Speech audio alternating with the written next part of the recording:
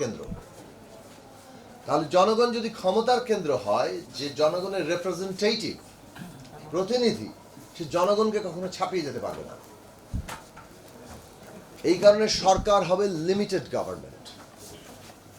Limited government মানে হচ্ছে limited পাওয়ারের গভর্নমেন্ট। তার ক্ষমতা সীমিত হবে, তার ক্ষমতা চেক অ্যান্ড ব্যালেন্সের মধ্যে যেতে হবে, তার ক্ষমতাকে কোনো না কোনো ফর্ম অফ অ্যাকাউন্টেবিলিটি যেতে হবে। অ্যাকাউন্টেবিলিটি, চেক অ্যান্ড ব্যালেন্স যেতে হয়, তাহলে তার মানে সেপারেশন লাগবে। এই কনসেপ্টটাই কিন্তু আজকে পর্যন্ত টিকে আছে। বাকি এসব ম্যাগনা কাটা পুরোনো জিনিস হয়ে গেছে, ওগুলো নিয়ে কেউ ঘাটাঘাটি করে না, কারণ আপনাকে তো প্রতি মুহূর্তে লিখতে হয়। এখন আমরা কোনো কিছু তো নতুন করে লিখি না। নতুন বলে তো আসমানি থেকে কিছু পড়ে না, বরং এটা মূলত হচ্ছে যে আমরা আসলে যেটা করি সেটা হচ্ছে consciously carrying into effect the old work. পুরোনো কাজটাকেই আরো সচেতনভাবে আমাদের জন্য এফেক্টিভ করে তুলি, আমাদের সময়ের উপর করে তুলি। সুতরাং বাংলাদেশে যদি কেউ নতুন সংবিধান লিখতেও চায়, তার মানে এই যে আমরা আকাশ থেকে নতুন করে একটা জিনিস শুরু করবো তা না। আমাদের প্রিটেক্সট, আমাদের যে কনটেক্সট, এইটাকে আমরা বাদ দিতে পারবো না। এটা রেখে আমাদের শুরু করা দরকার। সেই জায়গা থেকে সংবিধান যদি উইল অফ দি পিপল হয়, তাহলে সেইটা বাংলাদেশে বর্তমানে উইল অফ দি পিপলটা আমরা কিভাবে ঠিক করব, আমার কাছে মনে হয় যে এইটা আমাদের পলিটিক্যাল উইজডম, এটা দিয়ে ঠিক করা দরকার।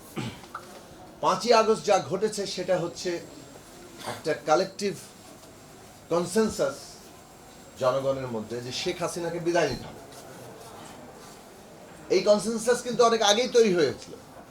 সেই কনসেনসাস যে বল প্রয়োগের দরকার ছিল, কারণ পুরোটাই বল প্রয়োগ দিয়ে কনসেনসাসটাকে দাবিয়ে রাখা হয়েছিল, তার একটা পাল্টা বল প্রয়োগ দরকার ছিল জনগণের দিক থেকে।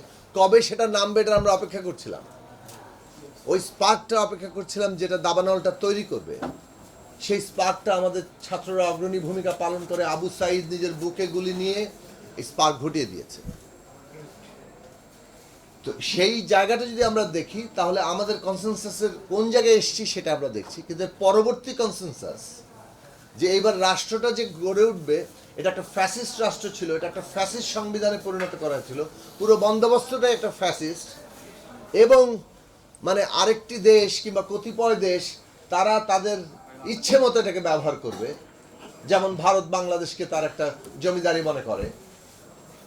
এইটার বিরুদ্ধে আমাদের যে কনসেনসাস দরকার, সেই কনসেনসাসটা তৈরি হয়েছে কিনা, এটা আমাদের বিবেচনায় খুবই গুরুত্বপূর্ণ রাজনৈতিক প্রশ্ন। কারণ আমি তো অন্য একটা আইডিয়াল কন্ডিশন চিন্তা করলে হবে না যে আচ্ছা আইডিয়াল কন্ডিশনে সংবিধান কেমনে কেমনে লিখতে হয় কিংবা কোনটা কীভাবে হবে। আমাদের সংবিধান লেখার ব্যাপারে ভেরি মাচ কনটেক্সচুয়াল হওয়া দরকার। এবং সেই কনটেক্সচুয়ালিটি মানে কনটেক্সট বোঝার মানে হচ্ছে যে এখানে রাজনৈতিক শক্তি ভারসাম্যটা কী অবস্থায় আছে, তার মধ্যে কোনো কনসেনসাস তৈরি হয়েছে কিনা উইলের, সেটা বাদ দিয়ে আমরা যদি কোনো একটি পক্ষ